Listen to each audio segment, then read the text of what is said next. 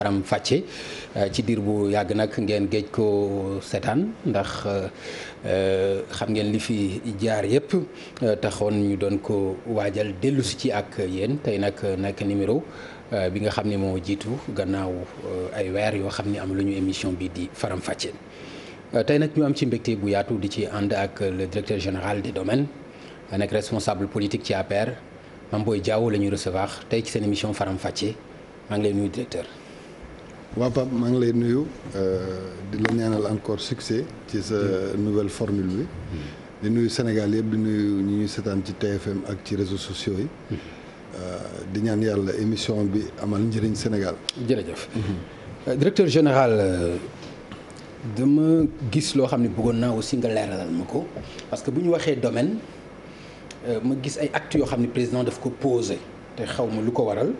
bi ci jiitu mooy lu aju ci ay hectares yu nekk fii ci aéroport bi 30 hectares ñu wax ni dañ ko jox CDC ñu jóge ci loolu créer beneen société boo xam ni mu ngi tudd SAFRU muy société d'aménagement foncier rénovation urbaine boobu aussi ñu créer ko ma bëggoon xam ndax loolu dafa bokkul ci say compétences ak lan moo ko indi parce que loolu daaw ñu ko gis lan moo indi loolu. Bon boo tënkee question bi noonu dina xaw a compliqué pour ñu expliquer ko parce que en réalité direction des domaines waxul ni lépp luy suuf ci Sénégal yaa koy gérer. ñun dañu am compétence surtout ci gouvernance foncière bi. Gouvernance foncière mooy booy wut ay këyit bu ci gën a am doole par exemple mooy titre foncier direction des domaines moo la koy jox. boo yut bàyyi tamit direction des domaines moo la koy jox en tout cas. ci commerce juridique bi maanaam tey jii boo bëggoon jël suuf yóbbu ko banque pour tayale ko banque bi sax valeur gi muy jox bàyyi ak valeur gi muy jox titre foncier ñëpp xam nañ ni bokkul ba pare bu titre foncier bi gën a am solo moo gën a am solo yeneen yi mais président de la république dafa ñëw fekkee tamit ci lu bëri ci réflexion foncière yu am solo am na ay jéego yu bëri yi nga xam ne def na ko ay daje yu bëri def na ko mais à chaque fois dafa am ay préoccupations yi nga xam ne léeg-léeg dañ koy fàtte bu ma la joxee benn misaal bu ndaw rek par exemple sur la réforme foncière. ñu bëri wax mais est-ce que loolu du indi confusion. non il faut nga baal ma nga leeral ma ko parce que man loolu directeur domaine yi fi jaar bëri na yaakaaroon naa ni seen ay compétences gën na yaatu est-ce que loolu nekkul ci loo xam ni. voilà bon est-ce que du yow sa yorin peut-être ci domaine moo xaw a peut-être moo xaw la doy président jombul moo tax mu am yeneen yoo xam ne daf koy jox keneen. non amul dara la mu jotee compétence yi nga xam ne directeur des domaines am na ko. wala direction des domaines am na ko. rénovation urbaine benn compétence bu nekk la ci biir ministère de l'urbanisme et du cadre de vie. xam nga rénovation urbaine xam nga da nga doon gis sax ca ay jamono fii Sénégal ñu amoon ministère cadre de vie. te léegi boo xoolee le plus souvent li ñuy léegi pour les 30 hectares yi nekk fii aussi ci fii. li ñuy gën a ñàkk déjà ci approche question foncière mooy planification aménagement yu sérieux boo xoolee même suñu réew aux alentours de Dakar am na ay assiettes yu mag yi nga xam ne dañ ko dédié ay pôles wala ay activités. ngay gis ay pôles urbains.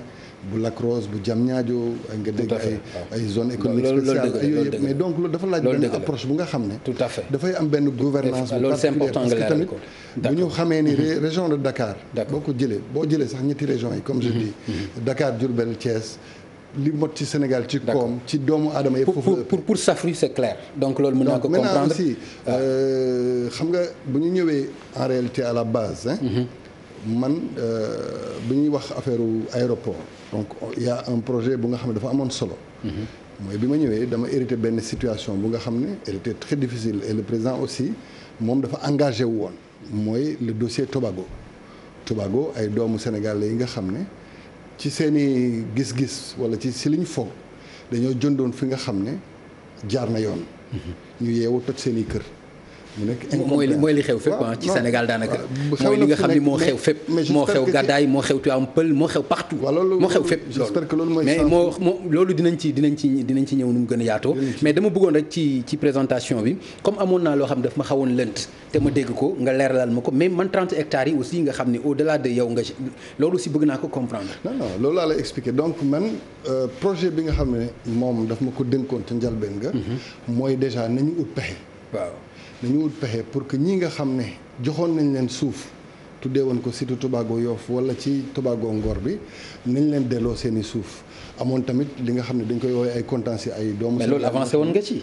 waaw loolu avancé woon nga ci. je me rappelle am na fu ma la dégg ba nga ni Tobago maximum dans un mois ñëpp dinañ jot seen ay baux. mais loolu waxoon nga ko yow personnellement. dañ toll woon ci defar baux yi sax. pour ba léegi ñu ngi ci. loolu laa lay wax dans l'approche. donc après 6 mois ba léegi dara sottiwul. non mu ngi sotti bien sûr mais xam nga tey boo joxee nit suuf te loolu moo gën a bëri fii Sénégal bii le projet de lotissement bi ñu def mooy lotissement bu nga xam ne moo gën a aboutir ci Sénégal parce que Dakar je mets au défi les gens. 15 ans ci ginnaaw amul benn processus bu nga xam ne egg na fii ba ñu am autorisation de lotir.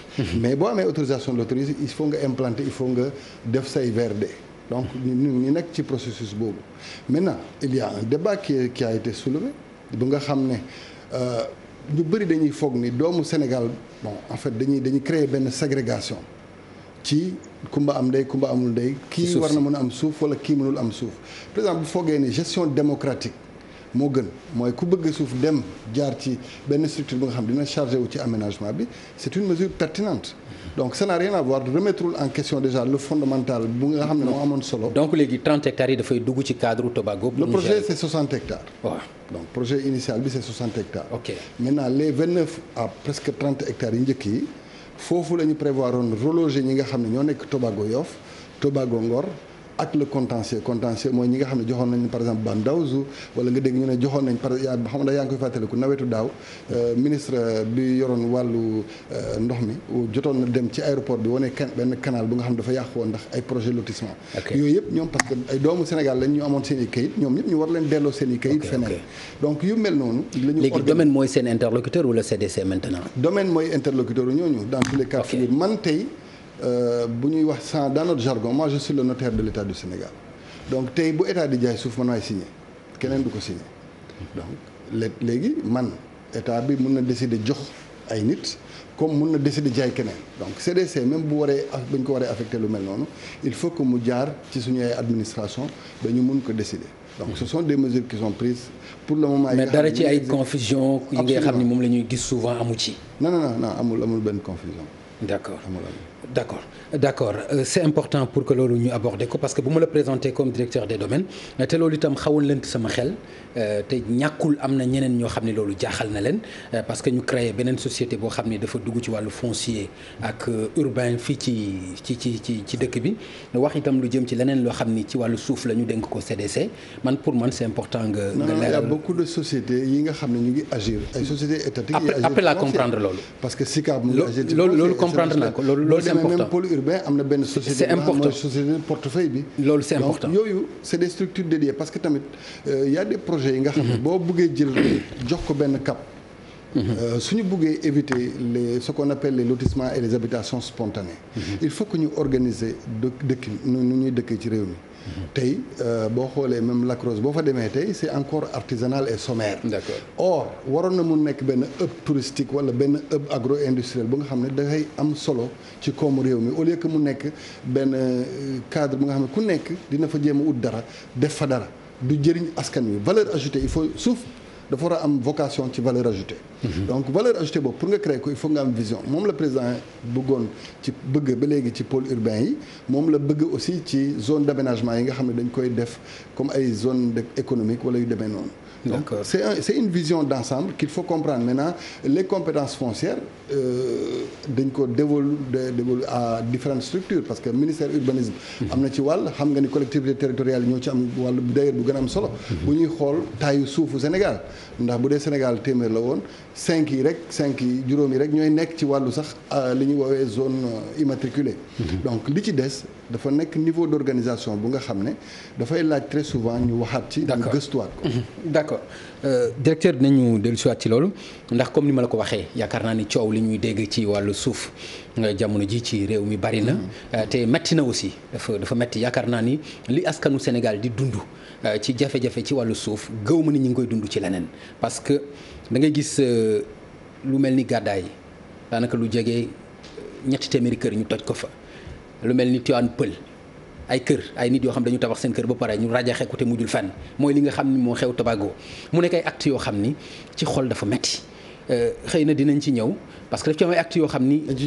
non dinañ ci ñëwaat après. loolu moom dinañ ci ñëw et puis nu mu gën a yaatoo. mais dafa am ponk boo xam ni dafa aju ci wàllu politique ma bëgg ñu aborder ko mu aju ci mbiru sa ancien camarade Moustapha Cissé Lo parce que noonu laa ko mën a tuddee.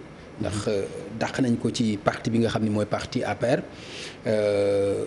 dàq bi nag am ñu jàpp ni dafa teguwul ci yoon même bu fekkente ni dafa jëf wala mu def loo xam ni jàpp nañ ne teguwul ci yoon yaakaar nañ ni même bu ñu koy dàq war nañ ko teg ci yoon. parce que dama dégg kenn koo xam ni bokk na ak yéen parti maîtriser tam lu aju ci charte parti bi muy Moustapha Diakhaté. ñoo bokk parti. am na lu mu xam ci parti bi Moustapha Diakhaté bokkunu parti bi. waaw même bu ngeen bokkul parti gënoo koo xam parti bi yow. non bokkunu parti mais gënoo koo xam parti bi. xam nga bu dee gën xam bu dee. waaw non attends non. xam mooy la texte. non texte parti bi ak parti bi ci boppam. texte moom man juriste de formation la donc mun naa tontu. mais d'accord bokkunu parti donc vraiment appréciation am du ma ci intéressé. d'accord léegi. wax nga ni juriste de formation nga ndax ci seen charte parti am na fu ñu waxee ni définitivement. benn instance mën na jël décision dàq benn membre. définitivement bien sûr ci règlement définitivement. waaw mais xam nga processus la ça dafa mel ni daan rek ci tribunal buñ la mën nga ñëw. non pas tribunal sax am na appel. non tribunal sax am na appel non tribunal sax am na appel. mais justement parce que bu daan bi ñëwee il faut que yow tamit bu dee su dee xam nga il faut nga ubbi yenn option yi soit nit ki mën a def amende honorable jéggalu. bu dee nangu nañ ñu baal ko balaa ñuy dugg ci yenn. mais day fekk ñu déglu ko mais convoqué wuñ ko pour déglu. non mais dafa am liggéey bu ñu la convoqué wul pour déglu la. xam nga naka ngay mën a defee amende honorable xam nga parti de toutes les façons démocratie interne dafa am solo. mais moi bu may analyser affaire yi je ne suis pas xam nga bu dee nit ki am na possibilité dem exercer ay voies de recours am na ko dem defi quoi moi je suis pas ici pour ce sujet là li ma gën a intéressé. mooy ñun dañoo décider. Pape da ngay nangu ni dañoo décider engagé wu politiquement. waaw mais boo engagé woo ci ginnaaw nit. waaw pour benn cause. dafay mel ni rek nit ak diinaam. wala ak tariixam mooy sa njiit. kon dara ci démocratie. non kon dara ci démocratie. si ci démocratie non kon non nañu d'accord ci loolu aussi. jaaw soo joxee exemple boobu kon dara ci démocratie. il faut qu'on soit d'accord sur la façon bi ñuy doxalee réew. wala bi ñuy doxalee parti. non da nga ma wax tariixa. da nga ma wax daayira. dama lay wax nit non dama ba ma bàyyi ma expliquer rek di nga comprendre. dama la ne nit. boo ko jëlee nga ne da nga koy gunge da nga koy jël comme modèle comme référence président Macky Sall balaa sax muy jógee PDS balaa ñu ko fay jëlee song nañ ko fi. humilier nañ ko wax nañ ko lu ne musul tontu parce que nit da ngay am cap am direction mu jógee fa lu ne même bi muy nekk président de la république amul luñ ko teggul ci wax yu naqari mais mosoo ko dégg mu tontu ci mosoo ko dégg tamit mu jëf pour fayu parce que dafa am lu ko intéressé mooy li ñuy liggéey ci réew mi te lii nii nga xam ne maa ngi koy gis ci parti bi nga ma bokk wala ci mouvance bi ma bokk daf ñuy dévier de l'essentiel réew mi mënul nekk ci situation bu compliquée. Mame Boye Diao li may wax ak li ma la laaj bokkul. dama la dàq bi laa lay laaj tegu na ci yoon. tegul ci yoon dàq bi dafa tegu yoon non il faut que nga comprendre c'est-à-dire tey dafa mel ni nga ne ab borom kër amul droit dogal ci biir këram. déjà benn boo tegee sa ay sartu kër. déedéet y a une commission donc dimension boobu nga yóbbu seen parti yéen affaire de borom kër yi c'est-à-dire Macky Sall mooy wax dàq leen ko rek ñu taxaw dàq ko. non Macky Sall ba léegi déggoo ko mu wax. non Macky Sall ba léegi déggoo ko mu wax. et plusieurs fois xam nga y a les relations humaines les relations personnelles. da nga yaakaar loolu bu ko Macky Sall di wax da nga koy dégg wala dama koy dégg.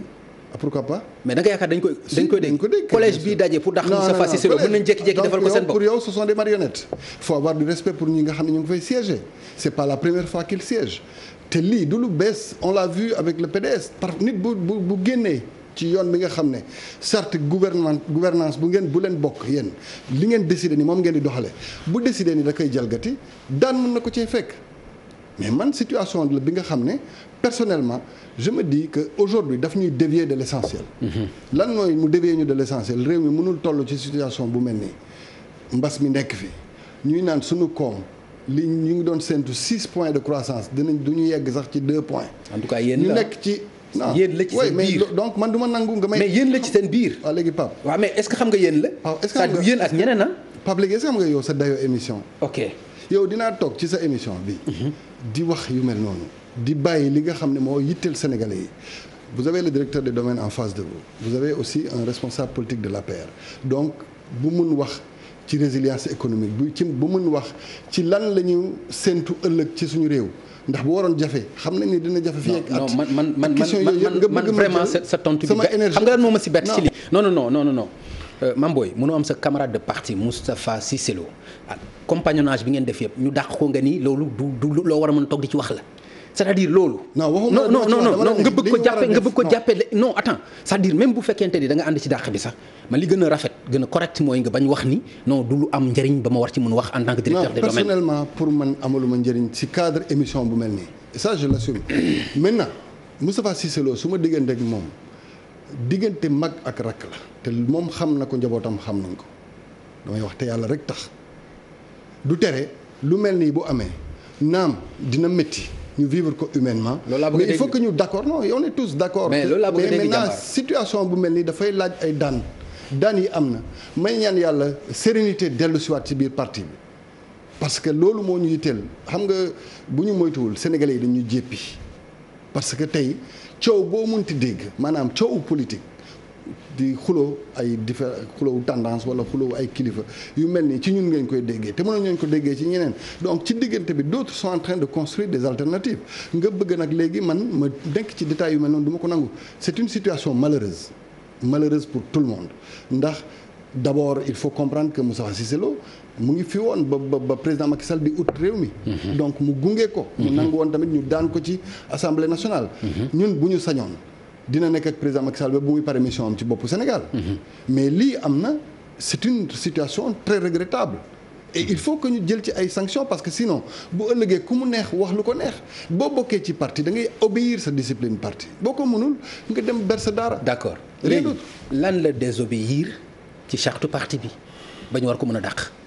mais yow liir nga déglu nga on t'a dit propos désobligeants outrageants loolu tamit jarul junj doy na borom xel quand même loolu yàlla xam na ni man yàlla moo tax may wax xam na ni man dégluwuma audio ba mu jeex parce que mënuma déglu lu mel noonu mais am na ce que je dis c'est que humainement ça fait mal parce que ñun ku nekk xam nga engagement wu tey yomb na trop mais engagement wu démb ak barki démb diggante 2008 ak 2012 yombul woon donc dafa am ay doomu Sénégal yi sacrifié woon pour un projet collectif moom ak le ministre d'État Mbaye Ndiaye ñu jëlee leen assemblée nationale ñu nangu ko dëkk ko xeex pour un projet alternatif donc kooku bu waree jóge ci ñun daf nuy métti amul kenn ci parti bi kum dul métti waaye tamit du loolu mooy war a tax ku nekk am comportement bu ko neex dañuy war a am discipline de parti man awma droit c'est-à-dire su ma d'accord mais affaire personnelle yi parti bi moo koy régler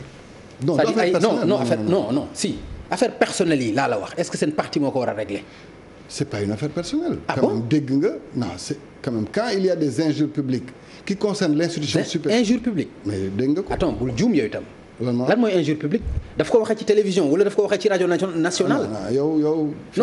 non Mame Boye est-ce que daf ko waxee. ci télévision Futur Média wala daf ko waxee ci RTS wala daf ko waxee Walfadjri wala daf ko waxee Sen TV. yaa ngi ci réew bu nga xam ne le gouvernement est appelé à répondre du tic au tac sur des informations yi nga xam ne elles sont virtuelles ñaata yoon nga dégg porte-parole gouvernement bi wala porte-parole coalition bi di tontu. yow yaa ma wax injure publique. non. mais attends aujourd'hui le virtuel fait partie des conversation privée la ci WhatsApp la ñuy wax mais aussi da ngay d'accord ni dès l'instant que c'est dans le domaine public mooy ñëpp mën nañ ko dégg dafa xaw a graaw ba. à qui la faute bu ko ñëpp mënee dégg. mais à qui la faute à ceux qui ont pu entendre ça à celui qui a proféré de pareilles injures surtout vis-à-vis de l'institution président de la République c'est comme ça mais il faut qu'on soit d'accord c'est-à-dire Pape on est libre je suis libre aujourd'hui de dire que l'approche qu'on a choisie en matière de relance économique d'accord ma ci parce que un parti c'est une démocratie interne mais awma pour autant droit ne le ministre de l'économie cuune la est-ce que yaa ngi comprendre li ma lay wax parce que tamit da ngay am comportement chevaleresque maanaam nit da nga koy jox cër moom daf fi nekk pour mun naa bañ a d'accord ci orientation yi nga xam ne jël nañ ko mais démocratie interne may na ma droit ne leen ci lii ngeen bëgg a décider pour faj situation comme réew mi wala faj situation wér-gu-yaram réew mi d'accord ma mun joxe sumay argument bu ñu ma contrer ñu jox ma ko mais aw ma droit pour autant ki nga xam ne moo yor domaine boobu ma taxaw di ko ŋàññi dama koy tudd parce que moom suma xarit la donc su ma taxawoon tey bëgg a critiquer Amadou Hott individuellement aw ma ci droit waaye bu ma taxawoon ne bon mu ne orientation économique yi dañuy dem lebi xaalis man mën naa wax ni d'accord parce que xëy na mënoon nañ orienter suñu réew ci leneen ak yeneen mais insulte ak yooyu warul am ci diggante ay nit yi nga xam ne ñoo bokk réew bokk parti donc yéen seen parti daal amul dara ci démocratie c'est-à-dire seen parti dafay non seen parti par exemple ku ci def dara dañuy xëy suba daje rapidement dàq la définitivement amul appel comme CREI c'est-à-dire comme CREI moom ku la wax ne mun amul droit def appel. non attends nga def appel dàq définitivement. xam nga loolu laa lay wax mais dàq kay yow nit. mais li ñu bind kay définitivement. oui c'est clair. dàq définitivement bu jéggal woon xëy na ñu baal ko on ne sait jamais mais dafa am li nga xam ne il faut prendre la mesure dafa mel ni football quoi carton rouge dafa bokk ci football. xëy na ci rugby sax da ngay gis comme carton jaune. non carton rouge. mais comme carton jaune aussi 4 matchs mais comme carton jaune aussi. non football da ngay toog 2 matchs après ñëwaat. c'est comme ça il faut. non li ma bëgg a wax mooy boo mënee joxe carton rouge war a mën a joxe carton jaune aussi loolu laa bëgg a wax. oui mais faute bi justement c'est par rapport à la gravité de la faute qu'on donne un carton ou jaune ou rouge. c'est comme ça. d'accord pour man affaire bi dafa personnel quoi warul woon nekk loo xam ni parti bi moo koy régler man loolu laa jàpp parce que ay waxam la ñu dégg waxu ñeneen kenn déggu ko. xamoo lu tax mu wax bu ko déggee ñu jël ay daan c'est tout bu ñeneen ñi waxee jëmale ko ci njiitu réew mi. ci anam yu demee nii tamit ñu jël ay daan c'est normal. le président n'appartient pas à l'APR wala da ngeen di fàtte loolu Macky Sall APR moomu ko Macky Sall mooy njiitu Sénégal tey dafa am fu mu xam professeur Serigne Diop bi ñu nekkee université dafa doon wax ni moom bi mu njëkkee dugg palais. ci jamono Senghor dafa def exprès ne dafa bëgg dem tour ndox parce que pour moom président Senghor du nit. du dem toilette. En réalité loolu mooy vision njiitu réew. c'est une institution qui est sacrée pour un pays.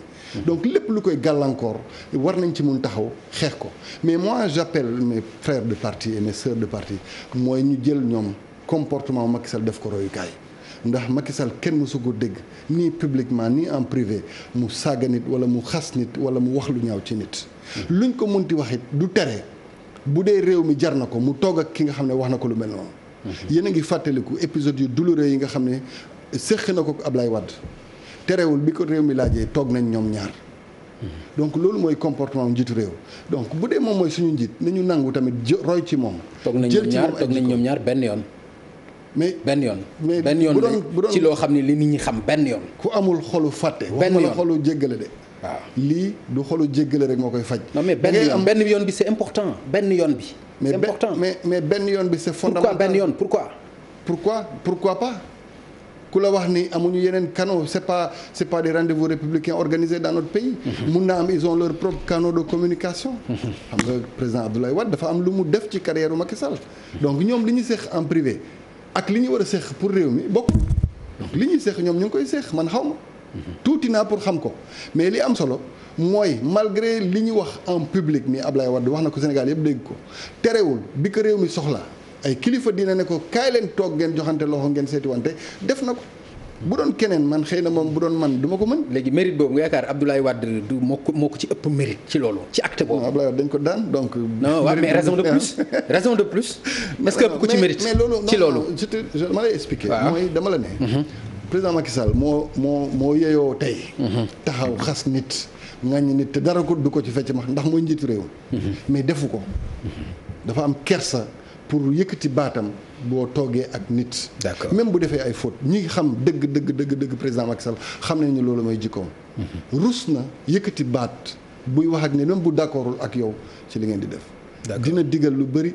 léeg-léeg xam nga politique moo mel noonu léeg-léeg Pape Ngagne tooñ ñu bëgg dal ci kaw mu ne la non nii ngeen war a defee xam nga battez-vous du point de vue des idées te loolu moo am solo parce que booy rek tey jii bu ñuy liggéey suñu réew mii liggéey idée la action yi. d'accord keneen du leneen. d'accord alors directeur xam naa ni ponk boobu am na lu bari lu ñu ci mën a wax parce que bu ngeen ko naree jàppee nii Moustapha Diakhaté bu amee position wala gis-gis ngeen dàq ko Moustapha Cissé Lo la même chose keneen la même chose alors que li ñu doon jàng ci parti politique addition la mais du soustraction est-ce que bu yàggee mënu leen indil jafe-jafe ci parti. non ñaata yoon nga dégg ay avis contraire fii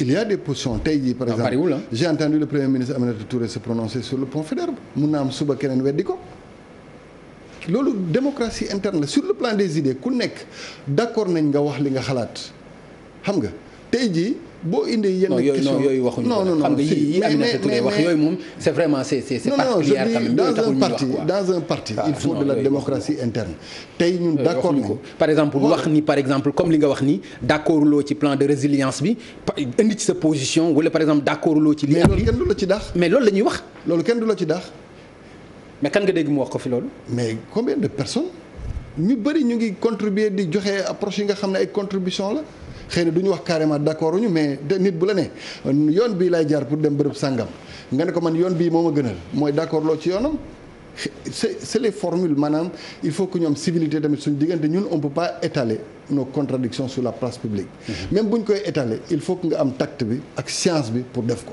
d'accord parce que réew mee ko laaj ok léegi dàq bi moom day continuer rek ku def acte bu mel noonu non il faut pas prendre ça comme ça parti bi ça fait combien d'années mu ngi exister 2008 ba léegi ñaar yooyu nga dégg donc yàlla na yem ci ñaar yooyu te yàlla na yàlla def sax ñaar yooyu ñëwaat mun na nekk. d'accord directeur ci ponk beneen bu ma bëgg ñu ñëw ci mooy xam nga ni ñi ngi traversé depuis 4 mois pandémie boo xam ni indi na jafe-jafe yu metti ci réew mi jafe-jafe yooyu ñu dund ko am ci ay décisions yoo xam ni président de la République jëloon na ko ci vraiment askan bi aussi ànd ci ak moom.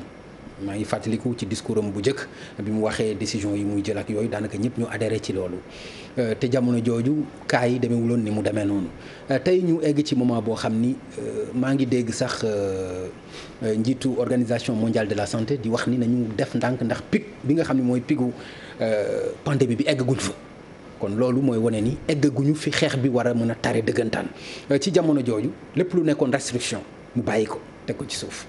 parce que nee na raison économique la wala raison leneen la ndax yaakaar nga loolu taxawaay bu responsable la ci njiitu réew ci jamono ji nga xam ni ci la waroon gën a taxaw ci lépp lu nekkoon ay restrictions.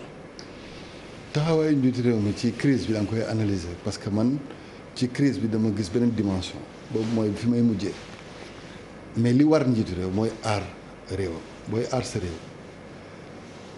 pàcc yi dañoo bëri ndax. boo dégloo actualité tey rek di nga dégg ni Croatie dafa am manifestation ndax ñooñu dañoo bëggoon continuer seen couvre-feu ndax Covid. nit bu amul lu muy lekk doo ko wax xaaral suba pour faju ji mënu ko sunu réew comme réewu Amérique ak Europe ak yëpp. mais loolu xanaa xam ko bi mu koy commencé xanaa xam ko non amul benn démarche. Mame Boye démarche xam nga ni décision yooyu boo amee vision war nga xam ne foofu ngay mujjee. démarche day cohérent pertinent ca njëlbeen ga il fallait montrer que la situation est grave. pour que au moins ci diggante boobu de façon pédagogique ñu xam ni lii war nañ ko moytu lii buñ ko doxalee mën na tax mbas mi wàññeeku naam du disparaître ci saa si ndax gisoo benn réew ba mu dugg mu disparaître ba léegi te fu approche yi bëri na mais li am solo mooy il faut que réew yëpp dox bu doxul lii sànq àdduna du mbas mi leneen lay doon ndax nit ñi tey jii rek ñu ngi naan on projette 50 millions d'Africains qui vont vivre de la faim te loolu bu ñëwee après on va nous critiquer lu tax mooy bu koom doxul dara dox ñu nekk ci réew mi nga xam ne ñu war a dugg nawet nga ne da ngay tëj buntu yi 55% de la population di yaakaar foofu napp gi amatul woon d'accord sàmm gi jafe woon nga ne léegi yow da ngay tëj ak secteur yooyu nga xam ne dafa métti ak secteur informel mais réew mi du dem kanam. mais yaa ko waxoon mais ak lu mën a xew yaa jëloon décision bi. noonu la keneen ak keneen def. kenn sexalu la ko woon lem wala leneen pour nga jël décision boobu. loolu la Macron yaa ko jëloon. loolu la Tony premier ministre britannique def loolu la président américain même bu dee d'accord ak maire am yi ak gouverneur am yi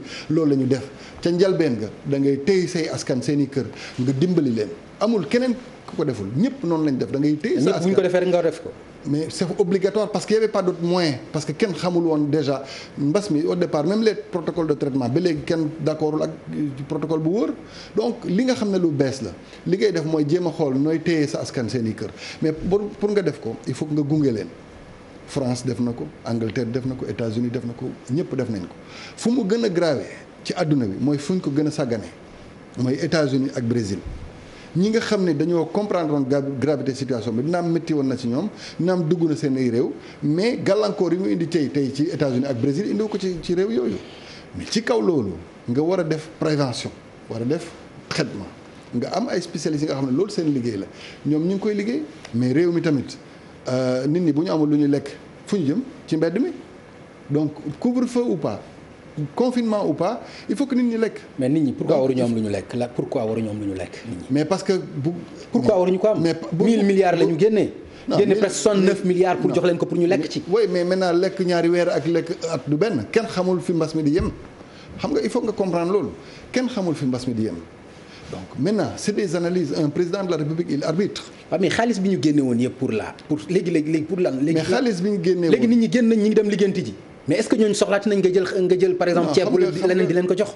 si léegi loolu fan lay mujj léegi ñaari weer ñetti weer yi nga xam ne toogoon nañ kenn deful dara naka lañ doon dundee boo amuloon dara sa kër te lu bett nit ñi la il faut avoir plusieurs approches déconfinement bi ngay dégg Europe mais parce que état yi xam nañu mënatuñ supporter yow nga ne da ngay doo nangoo nit ñi chômer wala ku chômer nga fay ko 70% de li mu doon fayee ko yow boo amul ressource foo koy fayee boo amatul sa fooy lef foo koy fayee donc il faut qu'on soit lucide et qu'on analyse le problème mooy il faut apprendre maintenant il faut apprendre à vivre avec le virus mooy lan ñun ñëpp dañu war a respecter gestes barrières yi te loolu dafa am solo premièrement deuxièmement il faut que nga relancer sa koomu réew mënul nekk benn réew ci àdduna bi du nangu tëju Chine bi nga xam ne moo ko def sax ñemewu ko continuer te ñëpp xam nañ sax état de démocratie Chine mais tey boo toogee nga gis réew bu nga xam ne comme ay suñu ay réew yii li am solo mooy boo toogee ba ay naataangoo yi nga xam ne dañ foogoo ne ñoo ñu ëpp matuwaay ñu ñëw ba suñu réew di naan naka la ñu def ba mun gérer suñu ay système prévention ak suñu système prophylaxie pour faj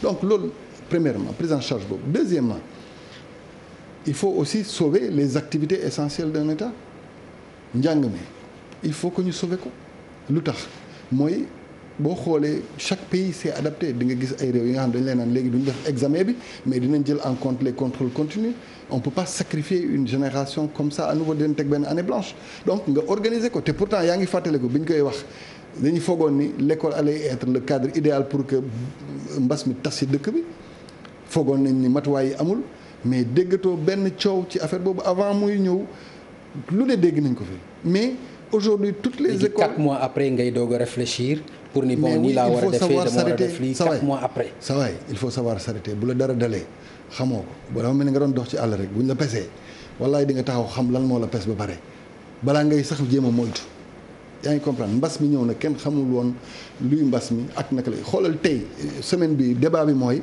ñu ne mun nañ ko air bi dana ko mun wàlle chaque jour yaa ngi découvrir lu bees xamoo nu ñuy doxale li am solo mooy nga am ay protocole de traitement yi permettre soit une prise en charge dans les centres médicaux soit une prise en charge à domicile. mais prise en charge yooyu la ñu changé léegi soo ko xoolee exemple bi mooy test yi 1000 tests nga daan dégg léegi ñu ngi ci ay 100 tests la ñuy dem. non bien sûr yooyu itam xanaa suivre l'affaire yi grand ay 100 tests la ñuy def. ay 100 tests. non il faut pas c'est-à-dire comprendre ma quoi léegi stratégie bi lan la dañu bëgg a dem pour génn ci prise en charge bi ku nekk demal sa bopp ku nekk xam fan nga mën a fajoo ku nekk toog sa kër ñu voilà quoi jéem a xool nan ngay def feebar bu nga xam ne ñu ngi lay naan 50% des cas sont asymptomatiques feebar bu nga xam ne dañ lay naan 50% des cas sont asymptomatiques maanaam nit ki dina dox am ko ba mu deñ du ko xam dafa xaw doy waar ci démarche prévention la ñuy wax de prévention feebar bu nga xam ne mën na la dal nga yëg ko tuuti mais du la def dara du gàllankoor dala ci sa dund beneen aspect maintenant mu am ci ñi nga xam ne dañu graaw il faut que nga def ségrégation ñi nga xam ne mën nañ ko dëkku toog seen kër nga fajee leen seen kër jox leen protocole de traitement ñi nga xam ne nag ils sont en danger parce que dañu am ay yeneen pathologie yooyu nga mën leen gérer mais en même temps xam nga bi président di jël en charge cette question là dafa am benn aspect bu am solo bu mu wax mooy mettre l'humain au cœur des politiques publiques te loolu ñu ngi koy ñun sénégalais yi jëlaguñu dimension bi mu bëgg jël président aujourd'hui tout de suite moom mooy le porte-parole de la cause africaine sur la dette sur la jeunesse et sur les régimes qu'il faut mettre en place du point les politiques économiques man dimension boobu moo may rassurer sur les projections futures parce que xam nga crise dafa mel ni feebar rek soit nga dee ci soit mu rey la soit ngeen dundandoo. mais ñaari hypothèses yi mujj yi il faut que nga xam noo ciy tirer bénéfice. ni nga ciy tirer bénéfice mooy ñun toog nañ di def ay infrastructures yu am solo bi am ay politiques publiques yi nga xam ne dafa am ay visions yu claires. mais lii ñëw nga gis ay réew yi nga xam ne li ñu amoon ci ay poste assistance respiratoire dafa bëri woon ñu jékki-jékki dindi ko parce que c'est des questions budgétaires amul woon njëriñ bas mi ñëw ñu soxla ko. xam nga donc il faut que nga nangu investir en matière d'éducation de santé. même bu dee askan wi soxlawu ko ci saa si te loolu c'est une des pistes de réflexion essentielles bi nga xam ne président Macky Sall dévoilé na ko mooy il faut que ñu investir pour créer benn plateau médical ci réew mi yëpp bu am solo bi nga xam ne même bu dee crise bi jeex loolu waroon xaar crise bi non waxuma la loolu non fonctionnement non xam nga directeur loolu dafay wone vraiment nga baal ma mais lajj boo xam ne lajj ngeen ko non attends non firnde yi dafa bëri autosuffisance ci ceeb bu ñu ko amoon bu ñu ko dem jëndi bitim réew am na li ngay wax ni ci plateau médical bu élevé woon wala mu yàgg fenn fi jafe-jafe yi ñu am duñ ko am te vraiment état loolu lañ ko doon doyee président de la république bi muy ñëw en 2012 dañoo jàppoon ni loolu da koy régler donc réglé wu ko lii wane na ni. amul non xoolal bul ma wax France Sénégal laa lay wax. ma lay wax ma nit. c'est-à-dire situation exceptionnelle mesure exceptionnelle réew dafa am nu muy doxee normal lii phénomène bu bees la bu kenn maîtriser wul réew bu nga xam ne soxlawul 30 postes d'assistance respiratoire gisuma ban njëriñ la am muy ci am 5000 mbas mi moo tax ñu soxla ko 5000 non dama la jox benn exemple am ci le minimum ci say région rek ci sa 14 régions am ci le minimum waxuma nga am ci 5000 qui avait 5000 100 000 postes d'assistance respiratoire mais c'était inutile parce que amuñu woon mbas bu mel nii ñu dese 5000 mbas bi bu mu ñëwee ñu jaaxle mais tey doo gisuma njëriñu tabax non si il faut que nga comprendre c'est-à-dire tey jii xam nga on fait face à des pathologies plus graves ay paludisme lu muy rey ci réew mi kenn xamul nu mu toll tellement dafa bëri donc yow sa ay stratégie yaa ngi koy def ci li nga xam ne mooy gën a gàllankoor wér-gu-yaramu askanu Sénégal léegi lii lu bees la lii dafa tax recherche di nga ko gis c'est-à-dire crise boo gis il faut nga jàng ci dina am processus bu bees ci adaptation pour wàllu recherche ak wàllu technologie ak innovation bi nga xam ne réew yëpp a koy am parce que ku ne léegi dina fagaru parce que expert yaa ngi lay naan lii presque fukki at bu ne wala fukki at ak juróom bu ne dina mun am ci réew ci àdduna bi donc ku ne dina fagaru ji donc on va remettre l'humain maintenant en même temps aussi on se bat pour des causes nouvelles mooy comme la lutte pour ñu dindi bor bi nga xam ne réewu Afrique yi am nañ ko xam nga ak yeneen donc cette projection là elle est fondamentale léegi crise bi jeexagul moom njiitu réew mu ngi toog di xalaat relance économique d'accord relance boobu donc kon xam ngeen ni crise bi jeexagul mais crise bi mënul jeexul fenn ci àdduna bi tubaab yaa ngi lay naan deuxième vague mu ngi heure bi àggagul pic Brésil non crise bi non comme xam ngeen ni crise bi jeexagul alors que décision yi ngeen jëloon pour crise bi ngeen génn ci mais loolu mooy li paradoxal la partie médicale loolu mooy li paradoxal la partie médicale elle est quotidienne le suivi il est quotidien loolu ñi ko war a def man jànguma ko ay médecins lañu ak ay infirmiers ak yooyu. mais nañu ko doon defee sax defeetuñ ko noonu ñoom nañu ko doon defee ñoom defeetuñ ko noonu. parce que suivi boobu ni ñu ko doon defee defeetuñ ko noonu. parce que ñoom ci seen i xam-xam. test yooyu ni ñu ko doon defee defeetuñ ko noonu. parce que seen i xam-xam ak seen i gëstu xam nañ ne mun nañ jël en charge cas yi nga xam ne dañoo grave yeneen ni mun nga am benn protocole de traitement bu nga xam ne nit mën na ko si président Brésil daf ko dal mu ne moom mu ngi fajoo hydrochloroquine kenn gisu ko hôpital donc xam-xam dina egg fenn nga xam ne lii c'est vrai que dina indi gàllankoor ci nit ci wér-gu-yaramam mais taxul nga taxawloo sa réew yëpp parce que leen loolu mën na indi ay gàllankoor yu gën a am solo. mais kon xam ngeen ni ñi ngi ci crise bi jeexagul wax nga léegi itam ni war nañu taxaw ba lépp loo xam ni ci wàllu santé war nañ ci mën a évoluer ñu évoluer ci ba lu mel nii dootuñu dalati donc man jàpp naa ni loolu moo nekkoon vision gouverner c'est mooy am vision soo amul vision lii moo lay dal lu dul lii mën na la dal ci leneen ëllëg mën na la dal ci géej gi parce que géej gi ku nekk mi ngi dégg soppeeku yi am ci wàllu climat ëllëg mën na la ci dal mën na la dal ci leneen donc soo ko waajalul préparé wuloo ko mais musiba yu mel ni bu ñëwee après nga ni non dafa ma bett mënuma ci dara mais loolu du gouvernance loolu du gouvernement jaww. kon adduna bi kenn gouverné wul de. ah non mais waxuma loolu. ah si crise bi mu ñëwee amul benn njiit bu jël décision bu nga xam ne génneew ko ci ëllëg sa amul bu meew défi mais naa la phénomène bu bees approche bu bees lii dafa di li nga xam ne musuñu ko xalaat ci àdduna waxuma la Sénégal de ci àdduna crise bu mel nii mais mun na am sax lu gën a garaaw am ëllëg parce que mun na am xëy na beneen feebar judd bi nga xam ne ku ko nooyi sax nga dee kenn xamul donc loolu laa lay moo tax man la léegi approche yi day ute. parce que lii dafa yee àdduna ci lu bëri ñu bëri dañ doon def ay économie budgétaire ci ay postes yu nga xam ne pour ñoom vraiment puisque amul woon crise yu mag crise sanitaire yu mag amul woon aajowul woon ñu koy am ci seen i dëkk donc tey lii daf ñu yee ñun ñëpp àdduna bi yëpp la yee. d'accord nañ ñaan yàlla ñu génn ci mais ci diggante bi il faut ñu dund il faut ñu liggéey.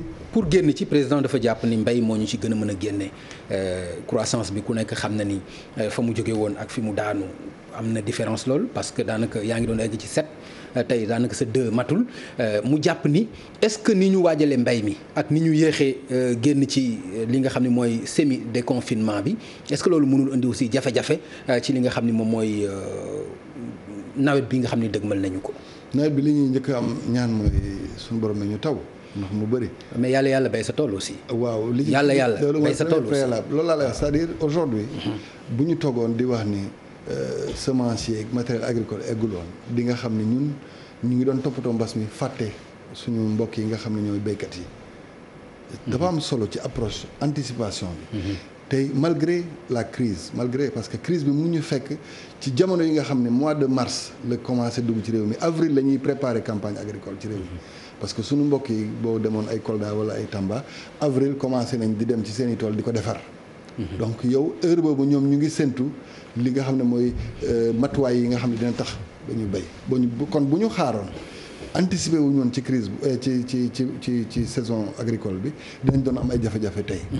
léegi heure bi vraiment yàlla def na li ci war def nañ ko ñu ñaan yàlla taw ñëw bu boobaa di nga xam ndax préparé nañ ko nu mu waree wala déet ci diggante bi tamit li am solo mooy suñu mbokk nappkat yi suñu mbokk sàmmkat yi ku ne luñ leen waroon a gunge ñu gunge leen mais ñun ba léegi dañoo dese jàngat tuuti si suñu réew. ndax bi crise bi amee dafa am secteur bu nga xam ne dimbali na Sénégal ci lu bëri mooy artisanat. ñoo doon defar masque. artisanat ñoo doon defar. après sax gel peut-être mën nga wax leneen mais matuwaay yu bëri yi nga xam ne tey kaaraange doomu Sénégal yi soxla woon nañ ko pour xeex mbas mi ay sénégalais ñoo ko liggéey. te donc loolu bu ñu réfléchiroon waroon nañ mun xam ne am nañu ay potentiel yi nga xam ne ba léegi. bu ñu leen gunge waaw non xam nga crise moo lay il y a des révélations qui se font. bu ñu réfléchir non c'est des révélations xam nga encore une fois je n'aime pas prendre exemple ñu foog ni ñun France et cetera mais réew yu bëri amatuñu woon masque. Chine yow dégg nga sax ñu ne la ci aéroport bi avion bu taxaw kenn ñëw fay lu ëpp pour jënd ko donc mais nga xool le génie sénégalais qui a pu nous faire des masques qui aujourd'hui moom ngay gën a gis c'est-à-dire moom ngay gën a gis que suñu masques yi nga gis yi ñuy jaay ci pharmacie yi wala yu demee noonu donc il y a eu beaucoup de révélations yi nga xam ne normalement bu ñuy génn ci crise bi war nañ profiter di accompagner secteur yi avec beaucoup plus d'énergie. xëy na sax créer ay cadres yi nga xam ne dina permettre ay qualifications yu bëri parce que bon artisanat dañ koy wax rek mais boo gisee ñu leen di insérer. pourtant tutelle yaa ngi fi formation ak artisanat tutelle yaa ngi fi. tutelle yi ngi fi non mais li ñu donc tutelle yi kon dañ fi nekk noonu rek quoi. li ñu ci doon def ay jéego yu am solo parce que qualification certification ci jamono Macky Sall nga ko dégg. n'est-ce pas mais dama ne dañu war a sukkandiku davantage sur des secteurs comme ça. parce que secteurs yooyu ñoo révélé wu ci crise bi secteurs yooyu xëy na bu ñu gungeewul woon malgré effort yi nga xam ne kër docteur ñu ngi ko doon def duñ doon génn ci crise bi. ndax bu dee masque mënuñ ko woon jëlee bitim réew indi ko fii te doomu Sénégalais mënuñu woon defar ay masque dina doon doy waar.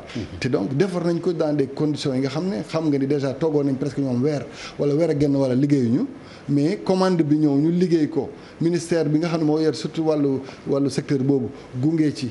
li jëm ci ay commandes publiques dafa rassurer sur le génie sénégalais nañu profité ci crise bi jàngat ci lu bëri xam ni am na ay doomu Sénégal yi nga xam ne yàlla wërsëgal na leen xam-xam wala doole pour ci li ñuy liggéey ñu gunge leen ñu gunge encore une fois le secteur primaire ñooñu ñooy doomu Sénégal yu gën a am solo ci boo compté ci xayma baykat sàmmkat nappkat kii nga xam ne maçon la menuisier la ouvrier la tailleur la ñooñu bu ñu leen organiser. li ñuy woowee classe moyenne sénégalaise du jóge ci ay salariés. dina jóge ci secteur yooyu. d'accord mais ak lu mën a am itam ku ne xam na ni xaalis bu bari lañ ci def ci plan de résilience bi ku ne xam na ni par exemple muy ci santé plus de lu jege 64 milliards daanaka dem na ci li nga xam ne moom mooy kit alimentaire yi presque 69 milliards dem na ci ak yeneen yoo xam ne ay secteur la ñu génneel leen ku ci ne xaalis pour jox la ko loolu nag dafa laaj transparence dafa laaj loolu jaar ci yoon dafa laaj mu leer. gis nga leer weesuwul nga teg ñetti commission yu koy gérer benn bi nga xam ne njiitu réew mi ko dirigé beneen bi nga xam ne ministre bi yor wàllu finance moo ko dirigé ministre Abdoulaye Daouda Diallo beneen bi nga xam ne jël nga général François Ndiaye moo dirigé ko loolu yëpp ci processus bu clair mais xam nga pertinence su 1000 milliards yi il faut que nga analyser ko parce que déjà président dafa jël mesure bu forte ne secteur privé sénégalais nanguwuma ngeen dàq doomu Sénégal bu doon liggéeyee ci léegi nit bu doon def chiffre d'affaires u 100 millions ñu ne léegi zéro lay def si chiffre d'affaires nga ne ko bul dàq sa ay employés boo leen gungeewul employés dañuy am boru ci capitalu entreprise bi parce que boo fayul nit ki salaire bu demoon di la poursuivre pour nga fay ko par force mun na saisir ci yan critères lañ ciy bénéficier wu loolu aussi c'est important maanaam waaw ci yan critères lañu ci xam nga dañoo identifier secteur xam nga tey par exemple boo jëlee ci wàllu secteur aéronautique li ñu waroon gunge benn fleuron bi nga xam ne yàlla mu ngi ñu ko doon jox mooy Air Sénégal il était pertinent que moom mu defoon benn plan de développement stratégique waroon sax jënd yeneen ay avions yu bees taxaw mu nekkoon ci période bi nga xam ne xëy na heure bi la waroon jël envolam parce que ñu ngi doon dugg ci été bi. xam nga commencé woon expérimenter yeneen destination mu taxaw il faut que gunge ko. ñiy liggéey ci secteur aéroportuaire bi ak ñi doon liggéey aussi ci wàllu dem ak dikk bi ci wàllu àdduna donc ñooñu il fallait que nga gunge leen les hôtels les restaurants ñooñu nga xam ne justement leur personnel da nga leen bëgg a maintenir te amatuñu woon parce que tëjoon nga hôtel yi à la limite parfois sax da nga leen doon réquisitionner il fallait que aussi nga créer benn fonds gunge leen nga créer leen ay fonds yi nga xam ne ku ci bëggoon it pour continuer tamit ci sa ay activités wala sa ay investissement amoon nga benn fonds bu nga xam ne da la doon gunge ci loolu tout ça ce sont des mesures pertinentes yi nga xam ne dafay tax ba résilience mooy ni ñuy dëkkoo mbas mi dinañ ko doon mun dëkkoo ci xel mu dal parce que su doon leneen bu ngeen di dégg dans beaucoup de pays dégg ngeen ñaata ay junni entreprise dañoo tëj wala ay millions de chômeurs. ñun ñu dëkku ko. état bi jël ci wàllam mais état bi tamit lu mu jàmbaar bu amul recette du ko mën. te day lebi bu lebee mu gën a nekk sunu musiba donc il fallait que ñu créer condition pour relance économique am. te yaakaar bu lebiwul nu mu koy defee. mais du ko am loolu laa lay wax bu ko amul. bu lebiwul amul pexe. waaw non heure bi parce que bu dee activité amul il faut mu lebi. mais bu dee activité am na moom dina am ay ressources am parce que tey jii sunu autonomie budgétaire mu ngi toll presque ci 60% bu dee réew mi mu ngi dox normalement. mais bu doxul kon bu ñu amatul ay recettes douanières wala recette fiscale mais nu ñuy def te il faut ñu dund. voilà. d'accord mais plan de résilience boobu mbaa du nekk plan wu troisième mandat la nga amu ci voilà quoi dëkk bi fii la nangam la nga amu ci troisième mandat. je pense que loolu moom xëy na xel mënu ko xalaat. Pape il faut pas mettre l'accessoire sur le principal aujourd'hui suñu réew dafa nekk en crise dañ koy sàggane parce que yàlla suturaal nañu xam nga. damay bañ ñu dem ci beneen crise rek dañu dem crise politique benn crise.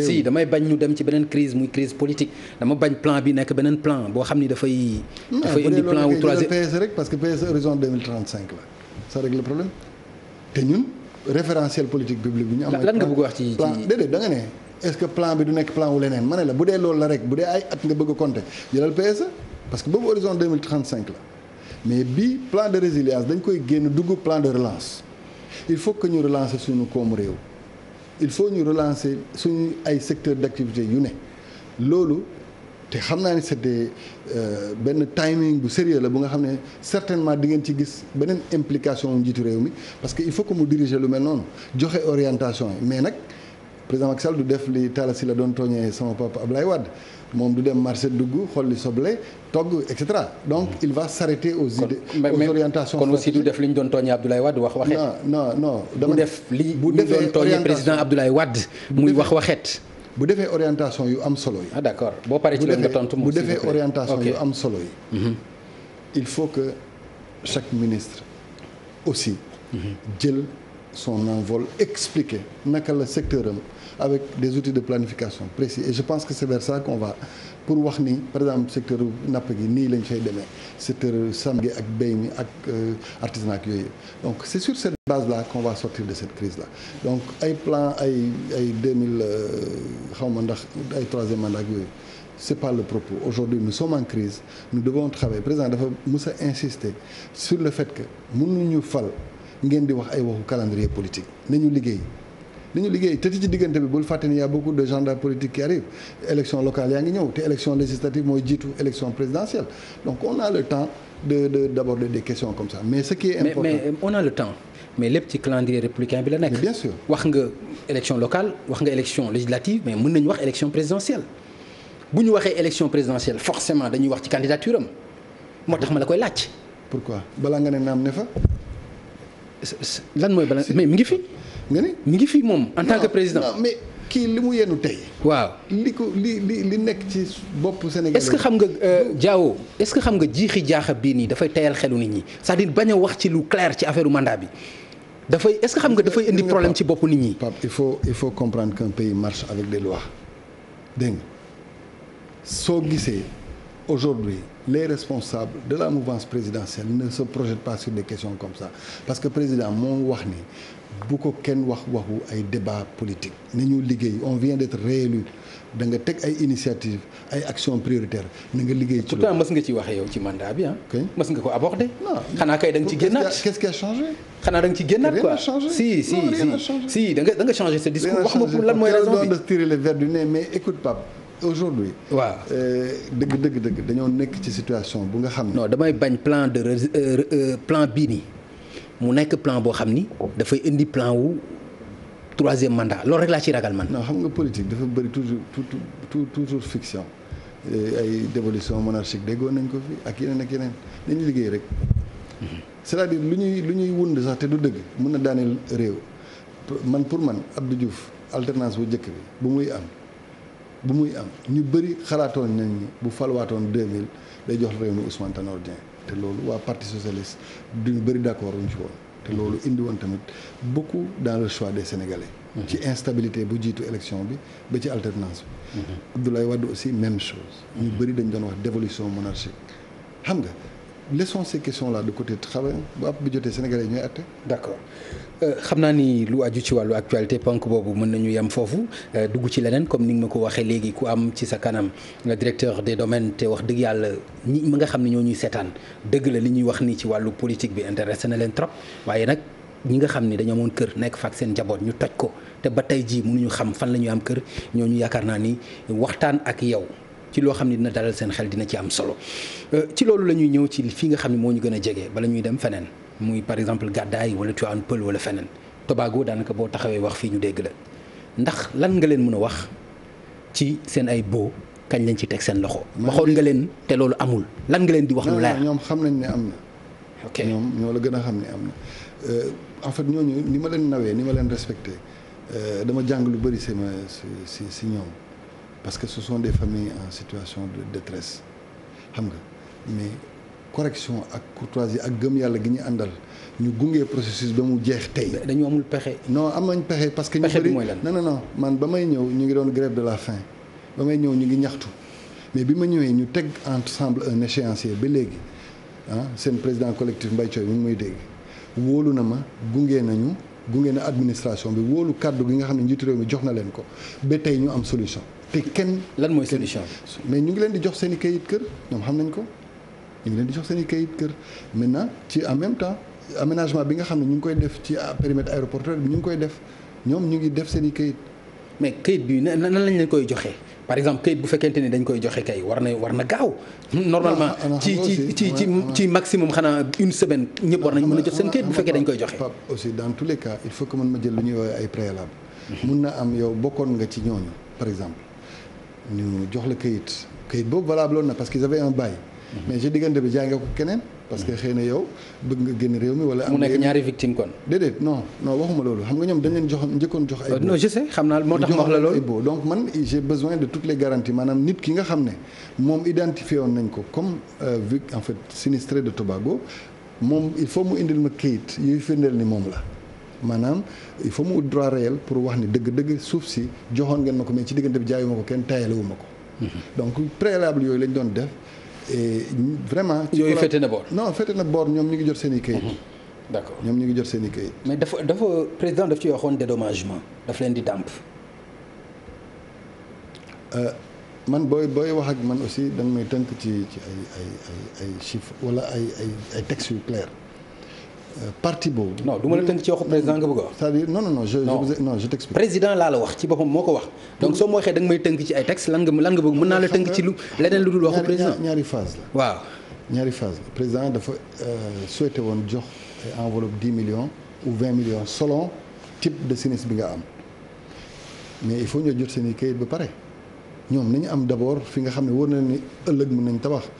te ñoom xam nañ ni seen xel dal na pour le moment bu loolu jeexee ñoom ils ont un moyen de s'organiser pour poser des problèmes comme ça. mais loolu xam nga ni loi moo koy def.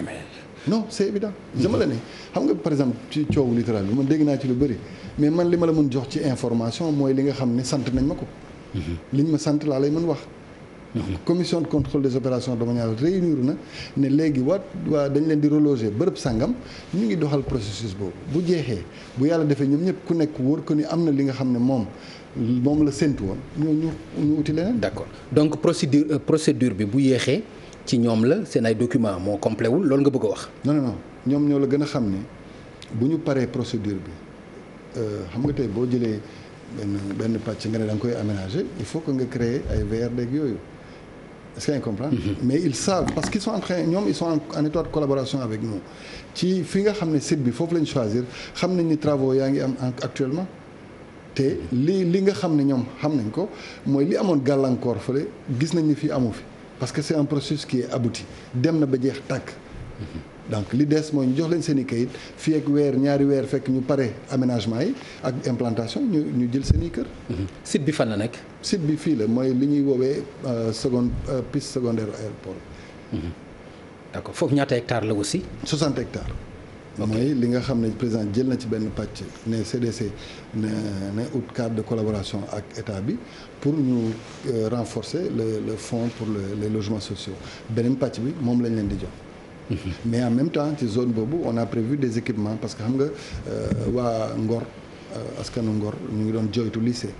parce que lycée amul woon en fait espace bi ñu tànnoon pour lycée ay titre privé la donc mais ñu wutal leen espace pour benn lycée ak yeneen li ñuy woowee yeneen équipement donc c'est un cadre qui est plus organisé et qui permet que ñi fay nekk dina am njëriñ pour askan wi. d'accord alors fii ci littoral bi bu ñu jógee ci Gadaye bu ñu jógee plutôt ci Tobago avant ñuy dem Gadaye parce que xam naa ne ñoom itam bëgg naa seen problème aussi ñu waxtaane ko c'est important fii ci littoral bi d'abord dama bëgg dafa am benn terrain bu fa indi coow mooy terrain wu le nommé le sieur Djibril Diallo est-ce que mën nga ñu wax parce que dafa indi ci fan la situé wu exactement parce que ni ñu koy déggee entre Fann ak Mermoz fan la situé wu exactement.